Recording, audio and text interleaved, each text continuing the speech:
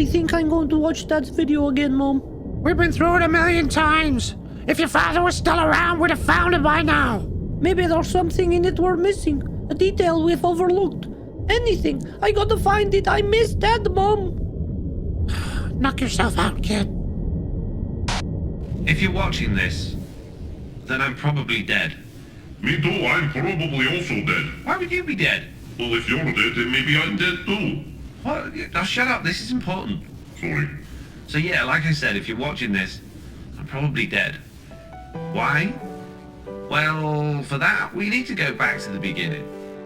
A long time ago, in another world, Chuck Loader revived in my world, created by my son Jack, who was Doctor Who, which is irrelevant but also entirely relative.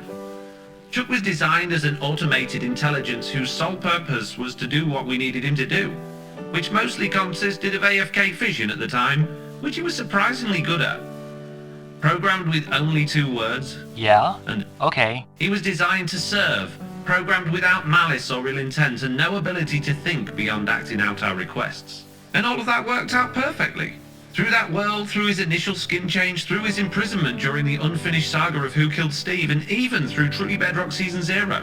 Handy, helpful, and ever-pleasing, he was always there when you needed him. Chuck was perfect. But then, I made a mistake. I forgot to bring him with us when we left Season 0, and as a result he got trapped inside the world, which left it locked open as it started to update to Minecraft 1.14, which corrupted the entire world and Chuck beyond comprehension. A little while later, halfway through Season 1, through means we didn't understand at the time, Slack and I actually got transported back to Season 0 to face the corrupted Chuck, whose primary directive was now to kill us for leaving him behind. Eventually, after being chased by a laser-wielding angry Chuck determined to get revenge for his abandonment issues, we escaped back to Season 1 by destroying the world completely using my time machine. However, that's when it happened. That's when everything changed.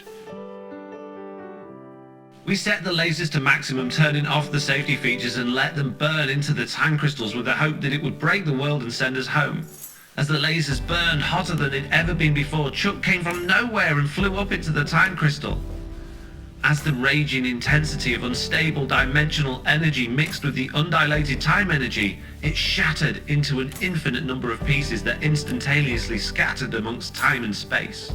This did destroy the corrupted Season 0, as we'd hoped, erased us all, including Chuck, and transported us back to the precise point where we'd left for Season 1. But that wasn't Chuck. Chuck appeared to be back with us and we believed it was the same Chuck we'd left behind.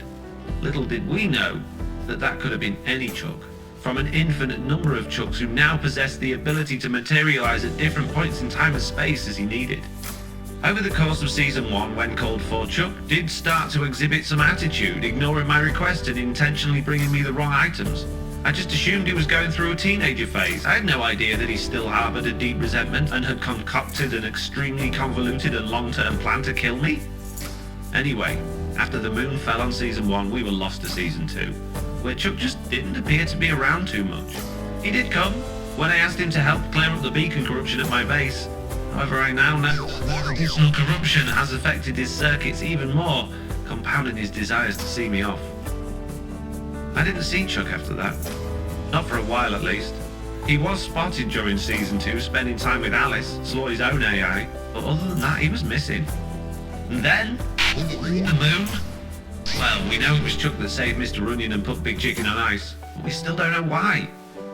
Perhaps that was a less malevolent Chuck, not controlled by hate or revenge, or maybe this is just another part of his long-term plan to get his revenge. When we appeared, it was not a break.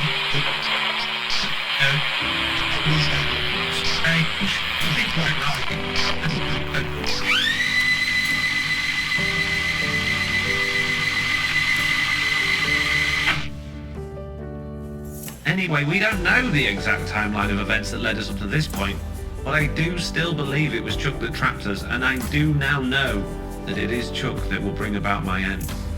From everything we've seen, we believe that the Chucks share a hive mind that spans across time and space. What's experienced by one is shared with them all.